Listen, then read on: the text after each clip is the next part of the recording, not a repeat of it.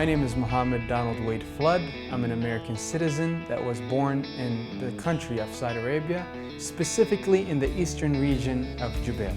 I wake up every morning and I ask myself, how can I be an impact in my life or the life of the people around me? I left the States and came back to the country where I grew up in. You might ask, why did I come back? Well, simply the 2030 vision. One day, I was pleased to find that impact in a company here in Saudi Arabia by the name of Ta'thir. So basically what I do here, I'm the manager of content strategy.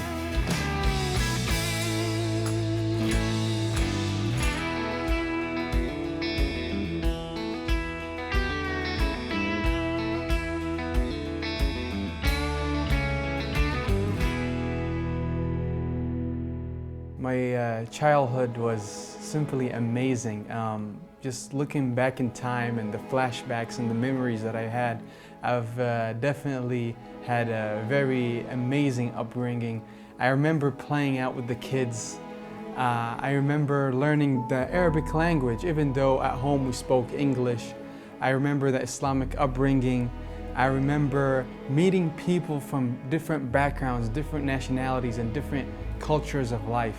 I wouldn't trade it for anything else, in the world.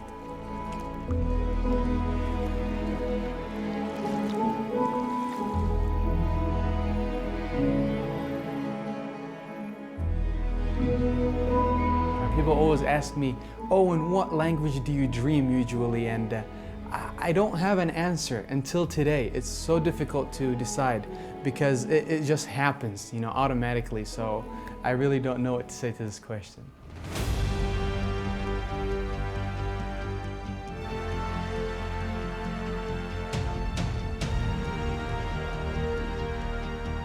My father, may Allah give him a long life, inshallah. I remember back in middle school and high school, because of the barrier of the language, he used to always, get me a permission to leave school to help him when it comes to going to the bank, when it comes to going to the DMV, when it comes to literally doing day-to-day things simply because of the language barrier. But alhamdulillah now, in Saudi Arabia, most people speak English, so it's not a problem anymore. أول شيء سلمت بعض المفردات. نعم. نعم. بعد ذلك ركبت جمل. ما شاء الله. نعم. وآخر شيء الممارسة نعم. لازم واحد يمارس اللغة. تعلمت اللغة العربية في أي سنة؟ كم كان عمرك؟ فوق 40. فوق 40 سنة. ما في عذر. No excuse.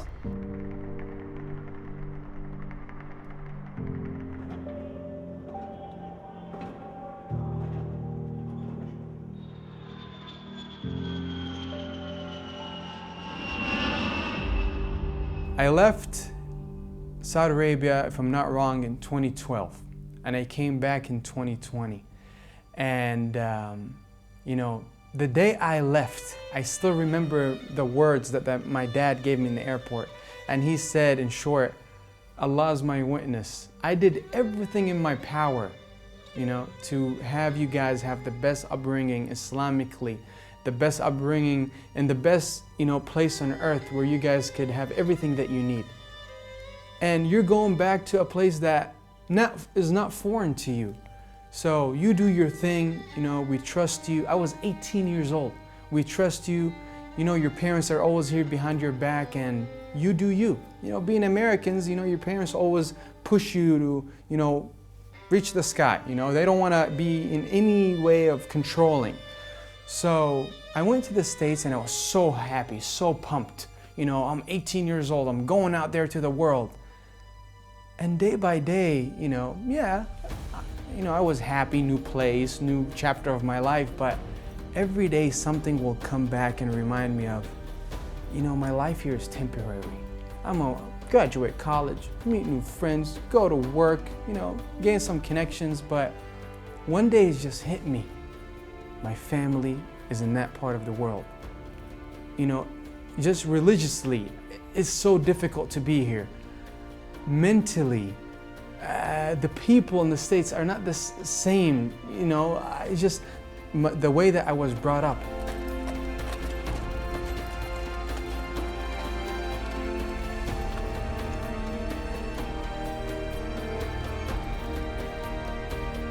I remember in Jubail, in the eastern part of Saudi Arabia, one day, you know, me and my dad went out to the desert with our friends. We used to go there, you know, every other week in the winter.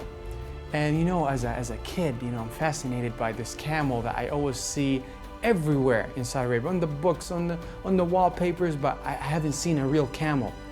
And the first time I've seen a camel, I was so amazed. Wow, you know, huge animal. And then I never thought as a kid that we can have milk from camels. You know, I thought milks are from cows. And you know, nowadays we ask, there's almond milk, or where's that coming from, you know? But it was the first time for me actually milking a camel through, you know, my dad's friend who showed me how to do it. I was so scared, and actually tasting camel's milk. It was amazing, even though it, you know, my digestive system back then wasn't that good, but it was definitely an amazing experience.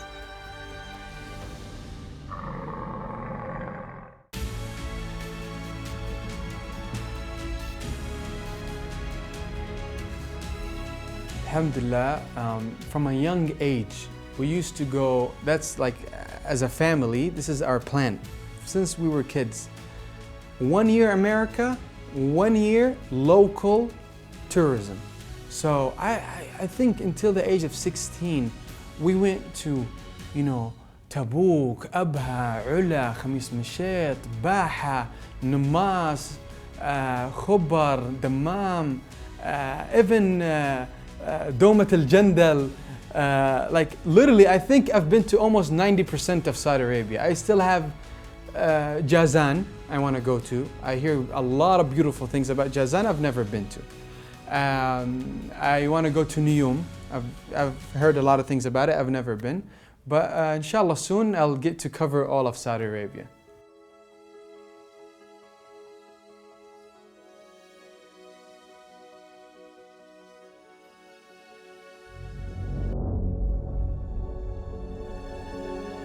It was the first time for me coming to Riyadh in 2020.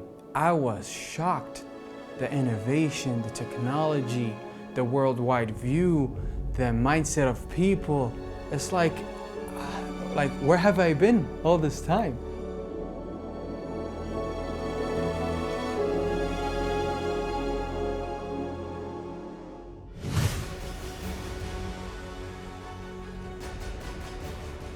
It wasn't like a culture shock, but it was more of, oh, you're from the West Coast, because you say hada instead of hada. Well, you know, in Riyadh they say araft a lot. They use araft. So if you're new in Riyadh, just say araft, and you're from Riyadh, you know? So in time, I started learning also about, you know, like tribal names and the origins and where they're from and why are they from certain area and how they speak. Like for example, I have a friend of mine who's Zahrani. When he's speaking to us, I understand everything. But when he's speaking to his mom, I don't understand. I'm like, is this even Arabic? And he's like, yeah, this is the Zahrani dialect. Not everybody understands it. You have to be Zahrani. To me, that's so amazing. It's like a code, you know? So as I go, now people tell me, oh, you don't speak Hijazi anymore. What happened to you? And I'm like, what do you mean? And I guess I'm one of those people that if you put me in the area for, you know, a couple of months, I automatically just absorb everything around me. And now I speak like Najdi people.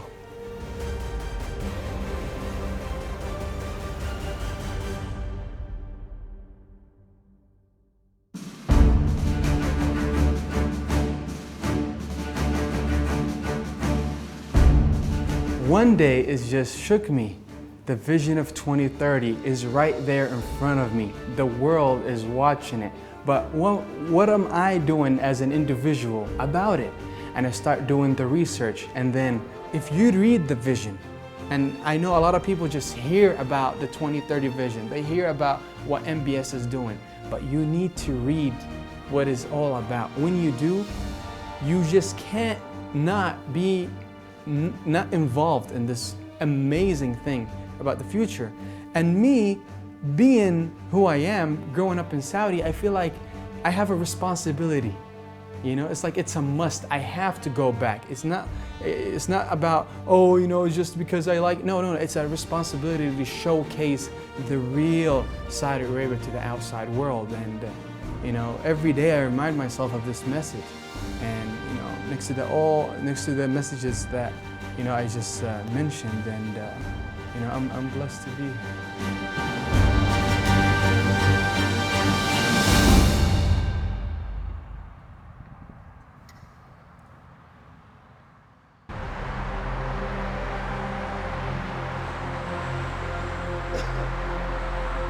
Most of my American friends are always like, hey, we heard there's this new visa to come to Saudi Arabia. Not because of me, it's because what Saudi Arabia is doing and the message that I conveyed about the country that I lived in. I started, you know, the so-called social media back when I was in college, and of course, without my parents knowing. I picked up a camera one day and it was like, I think the first video was titled, Am I an American? Literally. And I just picked up a camera and I was like, hey, I like being on camera. I've never done this before and I'm gonna just, you know, give it a shot. And I think I recorded a 22-minute videos. أول يوم أصور حتى ماني عارف كيف. المهم إيش أصور لهم يا أخي أحس كذا حوسة عندي اليوم يعني في أكثر من شيء. I have so many things to do. خليك على طبيعي. صور يعني عادي. أصور عادي كذا أي شيء. أي أنت إيش قاعد تسوي اليوم روح صور. كون على طبيعتك. Okay, let's go get it.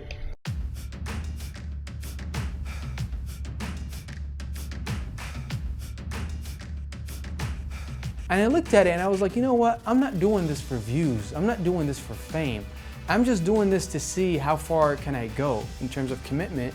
And in the same time, it's like a documentary of my life because I don't know what's gonna happen tomorrow. And it was amazing how in a matter of weeks and months, you know, my videos started just being, you know, shared all over the world. And then boom, out of nowhere, Snapchat, boom, Instagram, boom, boom, boom. And I'm glad that I actually started, you know, in the path of social media. My only regret nowadays is I should have started sooner. But, you know, it's better late than never. When it comes to what do I want to do with this, I want to be a person of impact between two countries that are so close to my heart and to the world. I feel like it's my duty to represent this country to the outside world. Not because, you know, it needs representation. No, the Saudi people themselves are doing an amazing job. But I understand my people.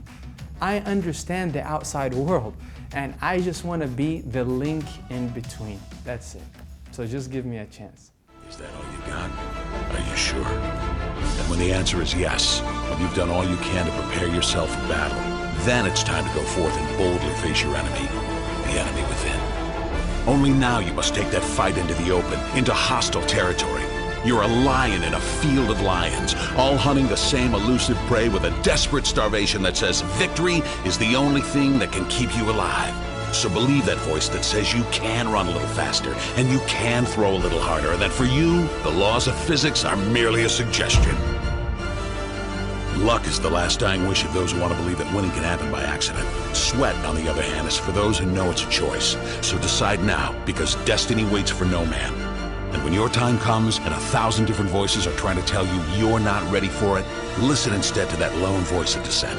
The one that says you are ready, you are prepared. It's all up to you now. So rise and shine.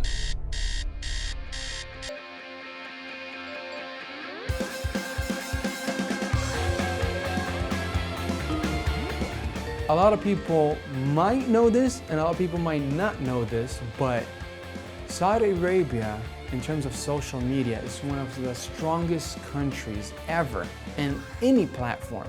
You guys dominate Twitter, You guys are scary on Twitter, okay? People fear you in Twitter. In terms of YouTube, I think Saudi Arabia is on the top 3 most watched, audience in the world. When it comes to Facebook, not that much. When it comes to Instagram, I think Saudi Arabia is in the top 10.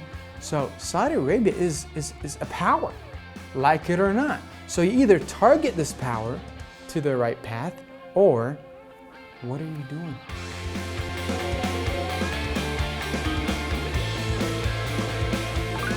I have this schedule that I have Cowboy Tuesdays, where I wear my cowboy outfit, hat, and I go to work. And I have Friday, which is a thobe day. So Friday is the thobe day. And now I'm learning new things. So the other day I went to work and they told us, oh, on Wednesday you have to wear a thobe because someone's coming. Okay. So I wore my thobe, and now I'm learning. You don't just buy any thobe, you get a tailored thobe. You go to the tailor, they take your measurements, it looks nice. And then my manager looked at me and said, Habibi, you don't put the, what do you call it? The galab. And then you have no cuffs. And I was like, I thought I could design anything I want. He said, no, there's a protocol. So I'm learning, about material. I'm learning about, you put the kabak, So, I'm learning as it goes, and, it's one of the traditional clothes here. So of course I love it.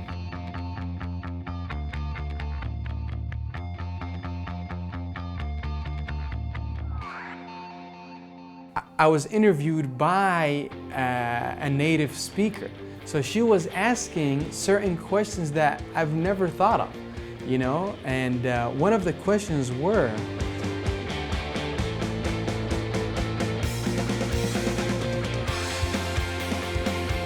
as a traveler and an explorer to the world, what do you do when you get homesick towards Saudi Arabia? Ooh. Good question. So basically, I've been in Riyadh for a year now, and before that, I was in the States for like 8 to 9 years. Mm-hmm. So I'll basically just, visit the family every now and then. And, you gotta work with what you have, like on Fridays, you'll wear your thobe.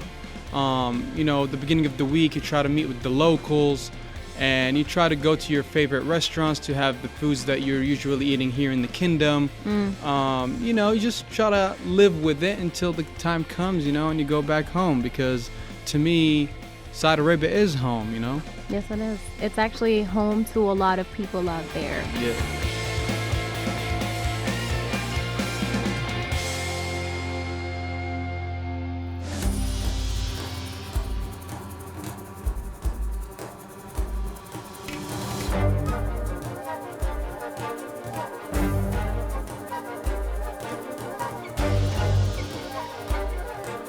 We're somewhere 40 kilometers outside of the Riyadh city, in the middle of the desert. Life is all about experiences. I consider myself a wild person. I've jumped off a plane, I modify cars, and one day I'll swim with sharks. But today, we're actually hunting falcons.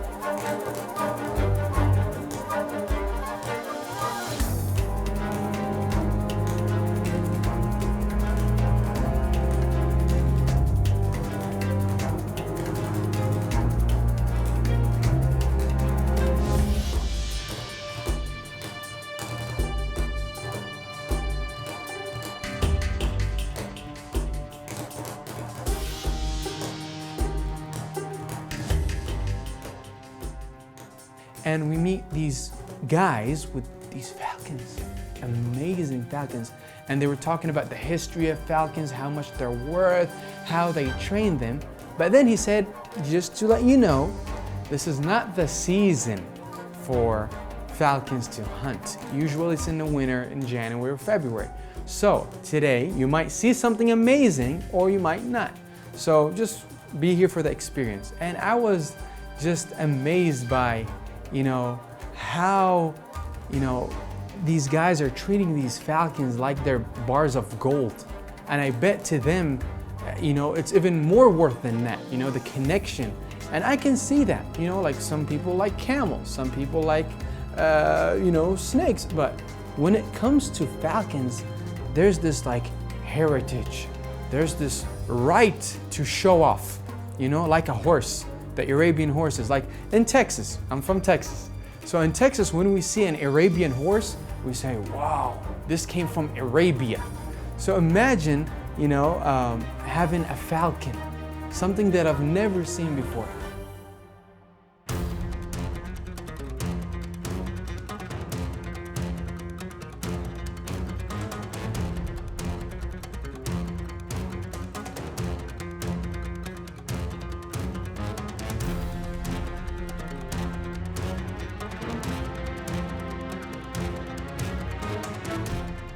Definitely a different experience, a very different one for me myself. It's a very difficult sport. We tried to throw the pigeon in the air twice, and unfortunately we failed.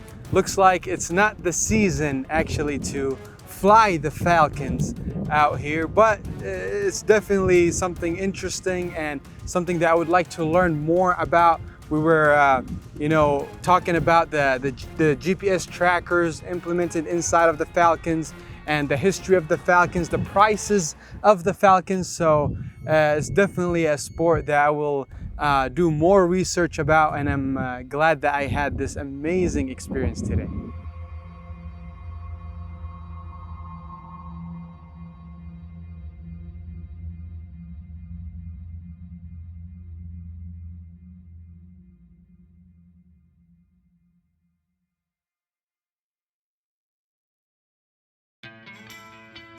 My message is so simple, coming from the heart, and hopefully it gets to yours. Your country nowadays is on a world view. Everybody is watching you, like it or not. As an individual, you have a responsibility. You have a vision, the 2030 vision. It's happening if you like it or not. Be one of those people that involves themselves in any way possible. And remember, you as an individual, you represent your country. So always be around, always be aware, always be awakened of what you're doing, because the world is watching you, and nowadays is to the tiniest dot.